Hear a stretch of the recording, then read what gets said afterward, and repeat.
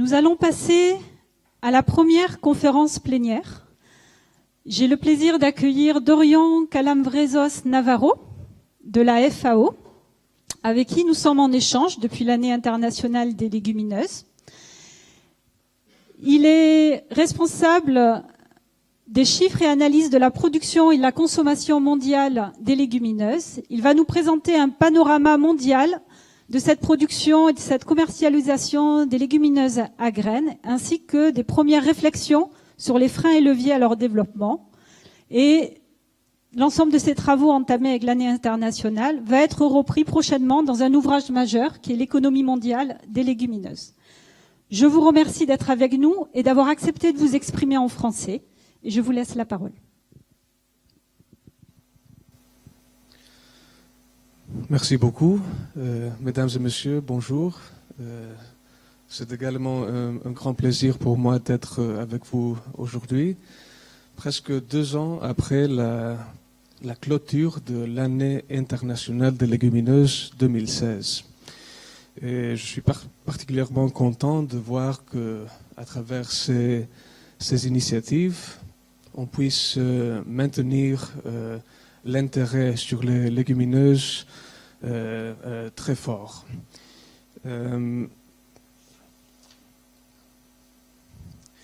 Donc, l'année internationale des légumineuses 2016 a été facilitée par l'Organisation de l'alimentation et l'agriculture des Nations Unies, la FAO.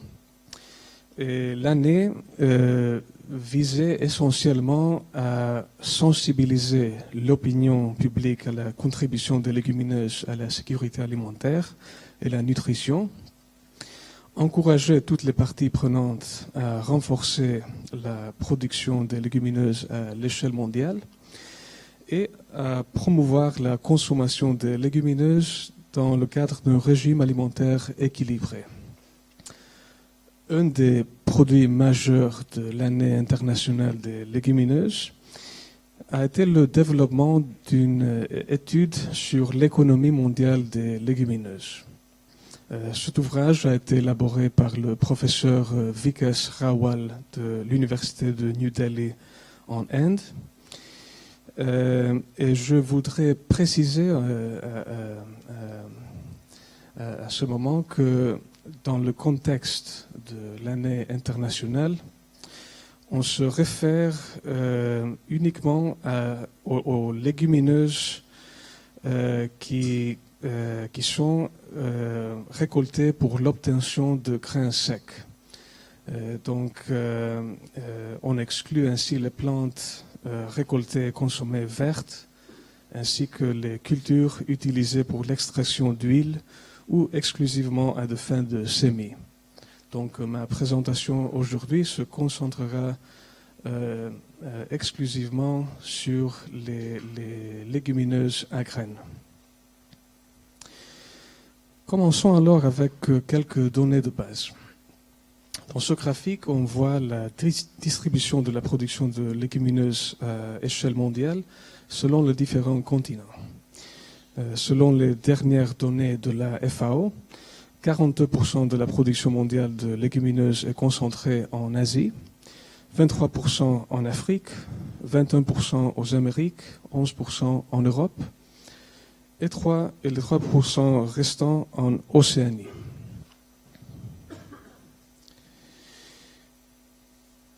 Par contre, dans ce graphique, on peut observer l'évolution de la production selon ces mêmes continents au fil du temps, c'est-à-dire depuis 1961 jusqu'à nos jours.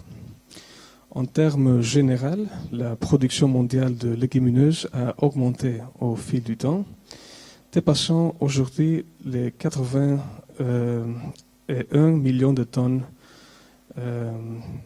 pour l'année 2016. Une décennie de stagnation s'est produite à la fin des années 80 et au début des années 90.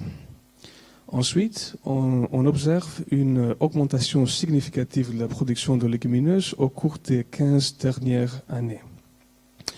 En effet, la production globale a progressé dans toutes les régions du monde à l'exception de l'Europe, où elle est encore beaucoup inférieure à ce qu'elle était en 1990. Quand même, on peut dire qu'il y a une tendance inverse, donc la production se redresse au cours des dernières années. Bien sûr, la production des légumineuses à graines se contraste nettement avec une autre culture légumière, le soja, donc, dont l'expansion relative a été formidable, comme vous le voyez.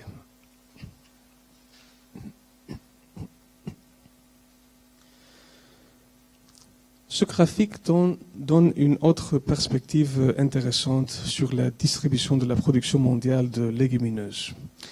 Il n'y a aucun doute que la production de légumineuses est très concentrée. L'Inde, où les légumineuses sont une source importante de protéines pour une population essentiellement végétarienne, représente 1/5 de la production mondiale en 2015. Ensemble, les 5 premiers pays producteurs représentent près de la moitié de la production mondiale. Dans les Amériques, le Canada est un grand producteur et a connu une expansion remarquable dans la production de lentilles et de pois secs au cours des 3 dernières décennies, la majeure partie de ces produits étant destinés à l'exportation. En Asie, le Myanmar a enregistré une forte augmentation de production d'haricots mungo, de pois cajon et de pois chiches axés sur l'exportation. Et au cours des 2 dernières décennies, il est devenu le 3e plus grand producteur mondial. La Chine reste le 4e producteur mondial, même si la production totale de légumineuses a diminué de plus de 50% au cours des 5 ans dernières années, reflétant entre autres le déplacement de la consommation vers les protéines animales suite à l'augmentation des revenus par habitant. En Afrique, le principal producteur, le Nigeria, a considérablement accru sa production récemment, en particulier l'haricot commun et le niébé.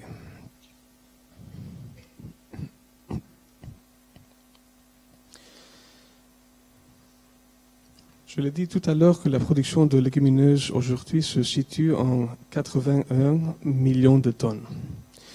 Mais en 1990, la production n'était que 59 millions de tonnes. Donc on a vu une croissance de plus de 33% depuis 1990. Je voudrais mentionner que la croissance globale de la production de légumineuses n'a pas été le résultat spontané de prix élevés. En ce qui concerne les prix à la production, il n'y a pas eu de changement relatif général en termes de ratio prix de légumineuses et prix des cultures concurrentes. En général, la production de légumineuses qu'on pratique se limite toujours aux zones semi-arides et les légumineuses sont rarement cultivées sur les terres irriguées. Les cultures comme le riz, le blé, le maïs, la canne à sucre et le coton restent beaucoup mieux rémunérées que les légumineuses. Donc ce n'est pas le cas que les légumineuses sont devenues plus rentables et les agriculteurs ont commencé à produire des légumineuses à la place d'autres cultures.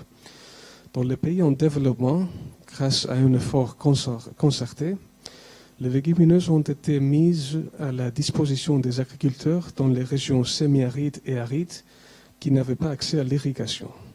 Par contre, dans les pays développés comme le Canada et l'Australie, les légumineuses ont été introduites dans les systèmes de rotation à l'issue d'efforts concertés de développement de variétés adaptées, l'identification de meilleures pratiques agronomiques pour indiquer les maladies et maximiser la fixation d'azote, tout en promouvant des liens solides entre les organismes de recherche et les agriculteurs.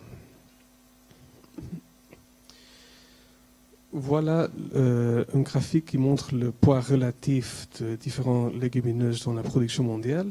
Donc on voit que la production totale de légumineuses, la production d'haricots secs représente 33%, celle de pois secs environ 18%, et celle de pois chiches environ 13 millions de tonnes, donc 15%.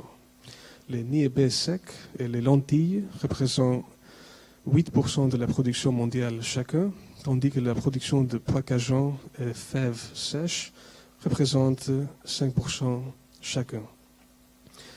La production annuelle combinée de toutes les autres légumineuses, y compris le pois bambara, les lupins, les vèches et les légumineuses qui ne sont pas classées séparément, est d'environ 7 millions de tonnes.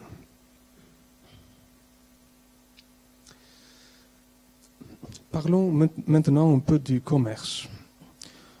Le commerce international des légumineuses a progressé en moyenne d'environ 5% par an entre 1961 et 2016. Le volume total des exportations atteignant 17 millions de tonnes en 2016.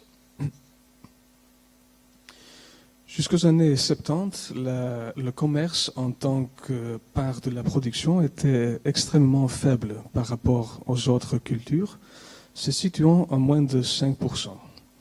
Cependant, en raison de la croissance des pays exportateurs tels que le Canada, l'Australie et le Myanmar, la part de la production actuellement commercialisée est d'environ 18%, supérieure à celle de la plupart des autres cultures de base, indiquant une intégration progressive des légumineuses dans le commerce mondial.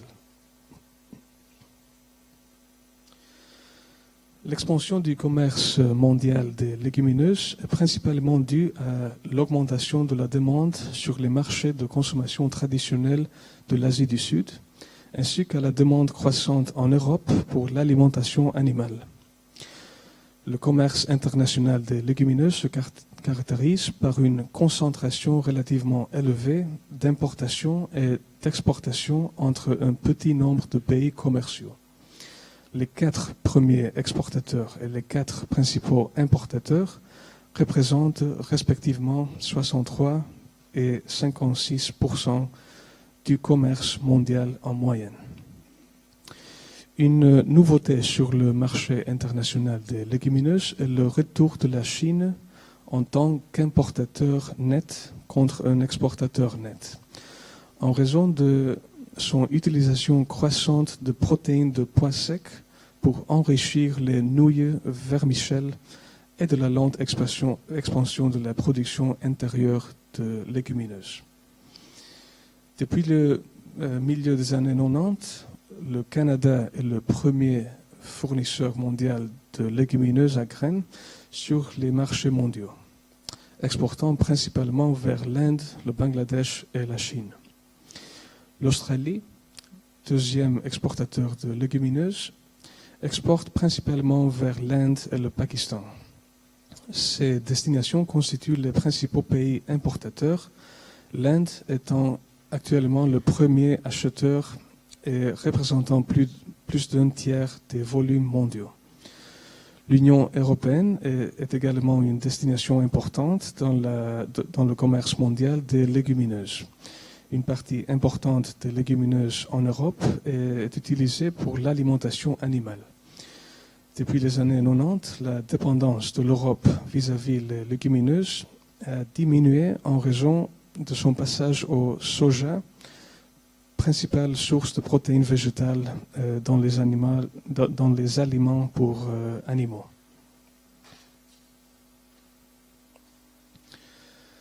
Je voudrais attirer votre attention sur ce graphique qui montre que l'Asie, marquée en vert, compte pour environ 64% des importations de légumineuses. Par contre, l'Amérique du Nord, marquée en rouge, représente environ 44% des exportations mondiales de légumineuses. La dépendance vis-à-vis des importations en Asie s'explique par un déficit croissant de l'offre intérieure de légumineuses en Inde et en Chine. Le Bangladesh et le Pakistan sont également d'importants importateurs de légumineuses. Par contre, en Asie, le Myanmar est devenu un important exportateur de légumineuses. L'Amérique du Nord domine particulièrement les exportations mondiales de lentilles et de pois secs. en 2013, 76% des exportations mondiales de lentilles et 71% des exportations mondiales de pois secs provenaient de l'Amérique du Nord. En dehors de l'Amérique du Nord, l'Océanie, en particulier l'Australie, est un exportateur net de légumineuses. L'Australie se spécialise dans la production de pois chiches et de fèves. Elle représente 34% des exportations mondiales de pois chiches et 42% des exportations mondiales de fèves.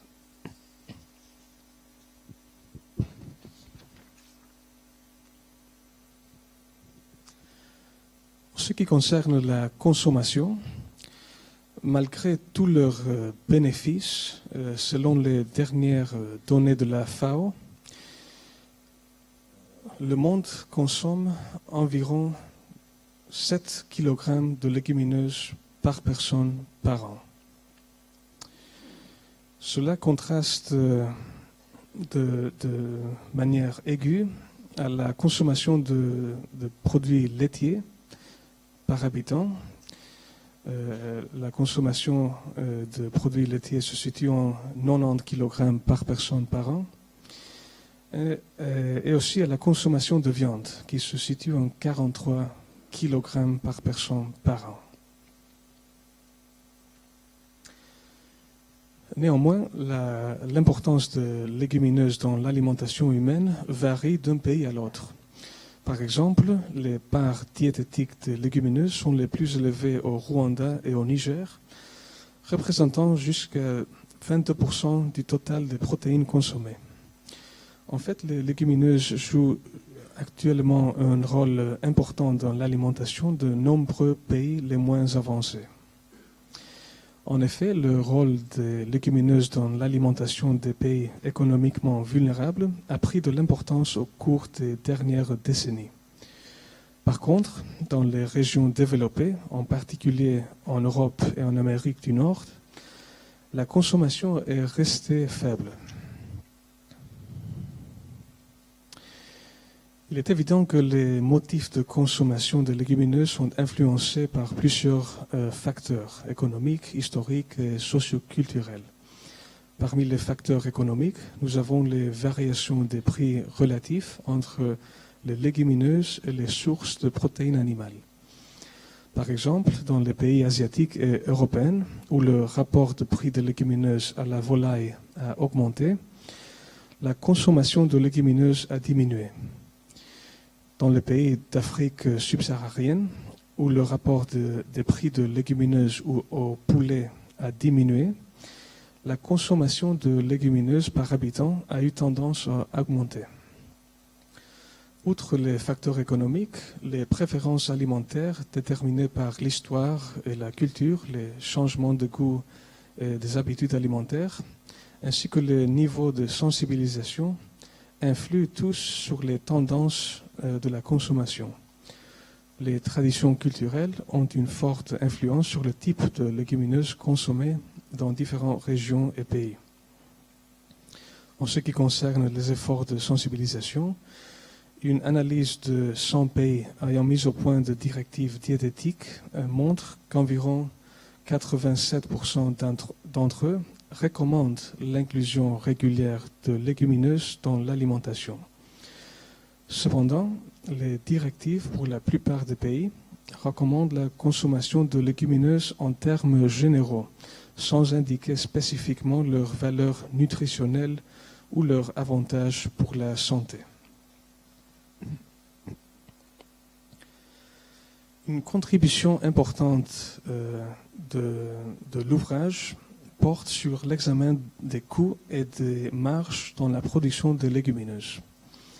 L'étude rassemble des données provenant de diverses sources sur les coûts et les marges brutes de différentes cultures de légumineuses. Pour les rendre comparables d'un pays à l'autre, on a converti les coûts et les marges à partir des valeurs en monnaie locale en quantité de graines de légumineuses en utilisant les prix à la production. Bien qu'il y ait quelques variations entre les cultures, certaines caractéristiques générales peuvent être identifiées. Premièrement, en soi, les marges dans les légumineuses sont plus faibles que les marges dans les cultures concurrentes. Dans la plupart des cas, les légumineuses sont cultivées par des producteurs incapables de faire pousser des cultures concurrentes en raison de contraintes telles que la mauvaise qualité des sols et le manque d'irrigation. Les petits producteurs des pays en développement associent souvent la production de légumineuses à la production d'autres cultures vivrières en raison des avantages nutritionnels des légumineuses pour la sécurité alimentaire de leur ménage. Dans les pays développés, comme le Canada et l'Australie, l'effet des cultures de légumineuses sur le rendement des cultures subséquentes, comme le blé et le canola, est une incitation majeure. On constate également une disparité nette et aiguë entre les coûts et les rendements obtenus dans les grandes exploitations industrielles des pays développés et dans les petites exploitations des pays en développement. Je voudrais attirer votre attention sur la figure de cette diapositive où la couleur brune indique le coût et la couleur verte la marge brute. L'auteur total des barres, qui montre la valeur totale de la production, reflète des rendements plus faibles dans les petites exploitations que dans les exploitations dans les pays où l'échelle de production est grande.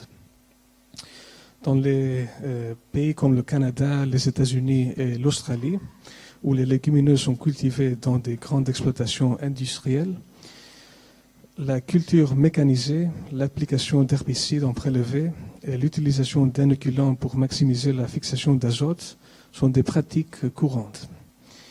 Il est intéressant de noter que l'agriculture dans ces pays implique beaucoup moins de dépenses en énergie mécanique et en main-d'œuvre humaine pour le labourage et le désherbage des petites exploitations.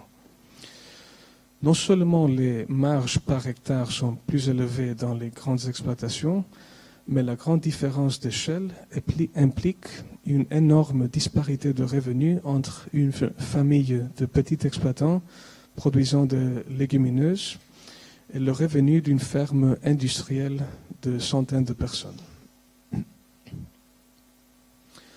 Permettez-moi maintenant de parler brièvement des chaînes de valeur dans les légumineuses.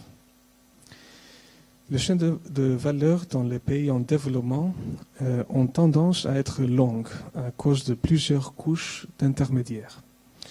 Les agriculteurs vendent généralement la récolte aux commerçants du village qui la vendent à des commerçants plus importants et ainsi de suite, jusqu'à ce que la récolte soit entre les mains des meuniers.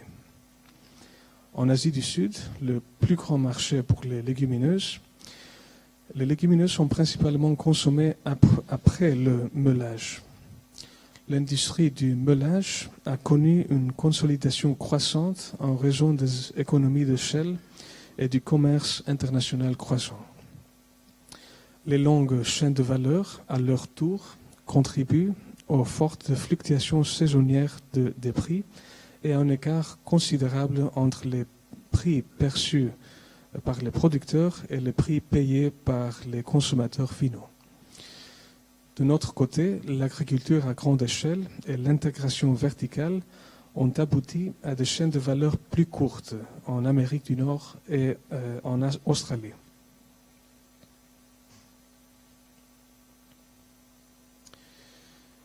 Je voudrais maintenant parler de certaines caractéristiques de la production de légumineuses, ce qui a été toujours les contraintes dans la croissance de la production de légumineuses et quels ont été les moteurs de la croissance au cours de la période récente. Les cultures de légumineuses sont très sensibles aux maladies.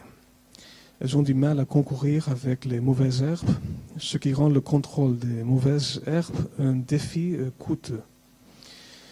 Les contraintes abiotiques, telles que la salinité, la sécheresse, les températures inadéquates, sont des contraintes majeures, en particulier parce que la plupart des productions de légumineuses se produisent dans des conditions pluviales. Entre les contraintes structurelles plus importantes, on compte le grand écart dans le niveau d'adoption de la technologie entre les grandes et les petites exploitations, ainsi que la disponibilité d'infrastructures adéquates et l'accès restreint au crédit pour la plupart des producteurs.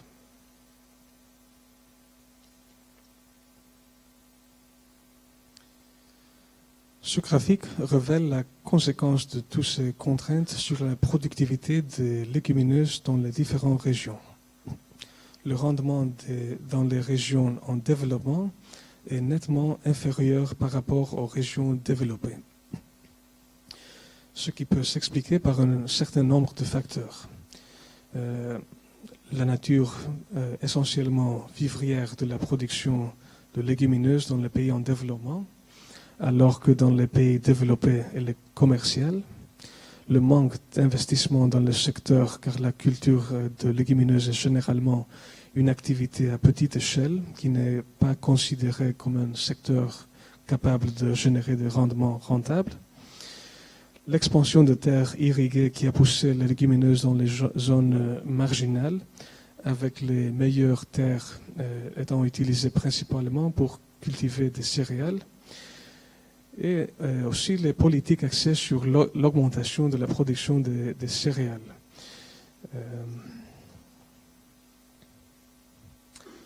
Et tous ces facteurs expliquent également dans une large mesure le taux de croissance beaucoup plus faible des rendements des légumineuses au fil du temps par rapport aux céréales et au soja. Les rendements du soja se sont presque triplés depuis 1961. Les rendements des céréales se sont plus que triplés, tandis que les rendements des légumineuses ne se sont même pas dupliqués. On vient de voir les principales contraintes à la production de légumineuses. Voyons maintenant quels ont été les moteurs de la croissance au cours de la période récente. Premièrement, le développement des variétés à haut rendement, de courte durée et résistantes aux maladies, a été essentiel pour atteindre une croissance élevée. Je dois souligner que le développement de variétés améliorées pour les légumineuses est particulièrement difficile, demande beaucoup de ressources et prend du temps. Les légumineuses sont principalement des cultures haut de gamme. Cela limite la multiplication des légumineuses de plusieurs façons. D'abord, la diversité génétique d'une espèce de légumineuse est plus limitée que, par exemple, pour les céréales. Le développement variétal pour les rendements plus élevés, la résistance aux maladies et la qualité des semences par sélection conventionnelle est limitée par le manque de nombreuses caractéristiques désirées, comme la résistance à un ravageur particulier, dans le patrimoine génétique de la culture et ses parents sauvages. Deuxièmement, la sélection conventionnelle pour les cultures haut de gamme est plus difficile et prend plus de temps, car la probabilité de pollinisation croisée avec succès de ces cultures est plus faible. Troisièmement, la production commerciale d'hybrides pour les cultures haut de gamme n'est pas possible. Cela a toujours eu un effet dissuasif sur les investissements du secteur privé dans le développement et la production de semences de légumineuses. De toutes les légumineuses, seuls quelques hybrides ont été développés jusqu'à présent pour le pois cajon, une culture qui a un taux de pollinisation croisée relativement plus élevé. À l'échelle mondiale, la recherche sur les légumineuses a été menée par les institutions du CGIAR et par des institutions nationales de recherche agricole publique, malgré des investissements souvent très limités. Nous en avons discuté en détail dans le rapport en examinant les cultures une par une et les expériences pays par pays. En général, il ressort que pour combler le fossé entre les rendements réels et les rendements potentiels des légumineuses, il est nécessaire de pousser de manière significative la vulgarisation dans les principaux pays producteurs de légumineuses. En conclusion, il ressort clairement que biologiquement, les légumineuses ont un désavantage dans les rendements par rapport aux céréales et aux autres cultures concurrentes. Mais bien sûr, les légumineuses ont plusieurs autres avantages et donc elles peuvent être importantes pour mettre fin à la malnutrition et à faire une contribution importante pour l'agriculture durable et le combat du changement climatique. Compte tenu de ces avantages sociétaux et environnementaux des légumineuses, on doit trouver des instruments de politique pour soutenir les agriculteurs qui cultivent des légumineuses. Une augmentation des dépenses publiques de recherche sur les légumineuses serait, dans ce contexte, indispensable. À l'heure actuelle, seulement environ 1% des dépenses publiques totales consacrées à la recherche agricole sont consacrées à la recherche sur les légumineuses. Je vous remercie. Si vous avez quelques questions.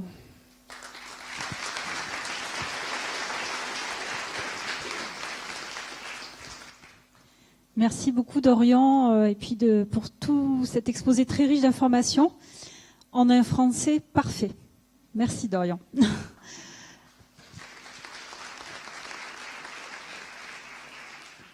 Nous pouvons prendre une ou deux questions de la salle. On va faire circuler un micro et on vous demande de vous présenter lorsque vous posez une question.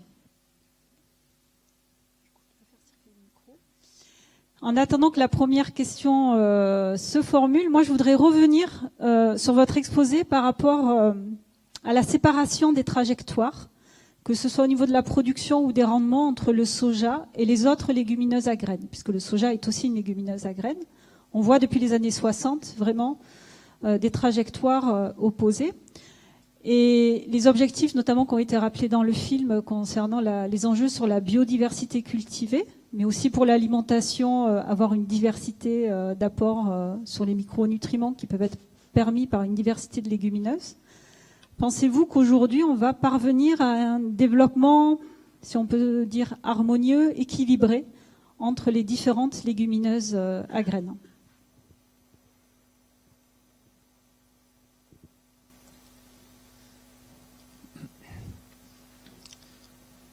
Malheureusement, le panorama n'est pas très encourageant. Donc, notre étude inclut une petite analyse de tendances futures basées sur un modèle économétrique qui nous donne quelques projections de croissance future des légumineuses en se basant principalement sur les tendances du passé. Et ce n'est pas très encourageant parce que la consommation des légumineuses, qui est le moteur principal de la demande des légumineuses, comme je l'ai dit tout à l'heure, a toujours été très faible. Donc, à l'échelle mondiale, bien qu'il y a quelques pays qui consomment plus de légumineuses, la consommation par habitant a été très faible et elle a toujours été faible depuis qu'on a commencé à recueillir ces données.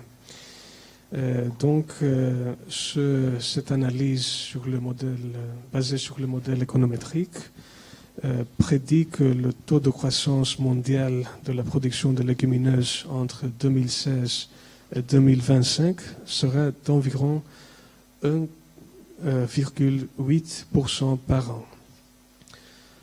En outre, la consommation par habitant, il n'y a pas de changement qui est prévu. Dans la plupart des régions du monde, l'utilisation de légumineuses dans l'alimentation animal a déjà atteint un plateau en raison de la disponibilité de protéines végétales moins chères issues du soja. Et en plus, ces projections sont plutôt optimistes parce qu'elles sont fondées sur l'hypothèse selon laquelle les prix mondiaux des légumineuses vont tomber à leur tendance à long terme, et aussi que les efforts de sensibilisation à l'échelle mondiale vont s'accélérer. Donc, c'est ça les projections sur la base de ce modèle. Bien sûr, on doit toujours travailler pour promouvoir les légumineuses en vue de leur avantage pour la santé humaine et l'environnement. Donc, vos travaux à la FAO montrent qu'effectivement, si on projette les tendances actuelles, les tendances passées, on va avoir des difficultés à promouvoir et à augmenter leur consommation, d'où l'importance du politique pour arriver à corriger des trajectoires qui se sont engagées par le passé. Est-ce qu'il y a une question? Oui, Monsieur Henrion. Oui, merci pour votre exposé, votre éclairage mondial qui est relativement exhaustif. Moi, je voudrais revenir sur ce que vous venez d'évoquer dans la question précédente, à savoir la compétitivité.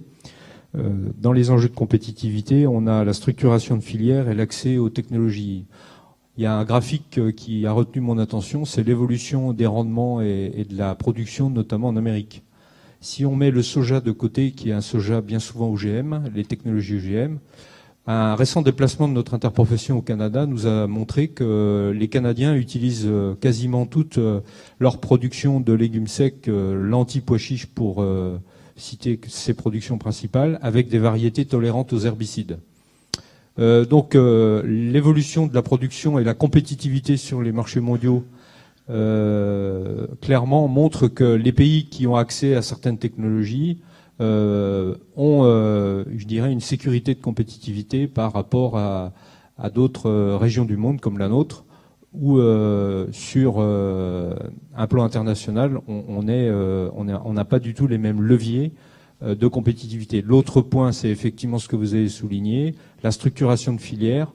On a aussi vu au Canada que souvent, il y a un producteur, un maillon et l'exportation. Alors que même ici en France, on a quand même un beau travail, je l'ai souligné dans mon propos introductif, un gros travail de structuration de filières, de segmentation et d'allotement pour pouvoir sécuriser la qualité et la démarche jusqu'au consommateur. Donc, est-ce que cette tendance, comment vous la voyez, et puis comment on peut, à votre avis, se différencier sur ces enjeux et ces paramètres internationaux? Et en fait, le Canada est un exemple intéressant et on parle dans beaucoup de détails dans l'étude. Par exemple, une tendance récente au Canada, c'est que les lentilles produites au Canada soient transformées dans le pays lui-même. Donc, avant, on exportait les lentilles et la transformation secondaire se faisait dans les pays importateurs. Tandis que maintenant, on a une tendance que même la transformation de deuxième niveau se fasse dans le pays lui-même. Et cela, comme j'ai mentionné, aboutit à des chaînes de valeur plus courtes. Donc une intégration verticale dans l'industrie. Donc je suis tout à fait d'accord, c'est un exemple instructif pour voir quelles sont les possibilités en Europe aussi dans cette dimension.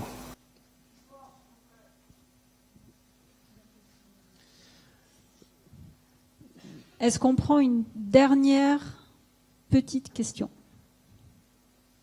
Sinon, vous aurez l'occasion d'échanger avec Dorian, que l'on remercie fortement, car il reste parmi nous jusqu'à vendredi, jusqu'à la 3e journée organisée par la région Occitanie. Donc vous aurez bien l'occasion de pouvoir discuter et échanger avec lui. Merci beaucoup, Dorian. Nous allons...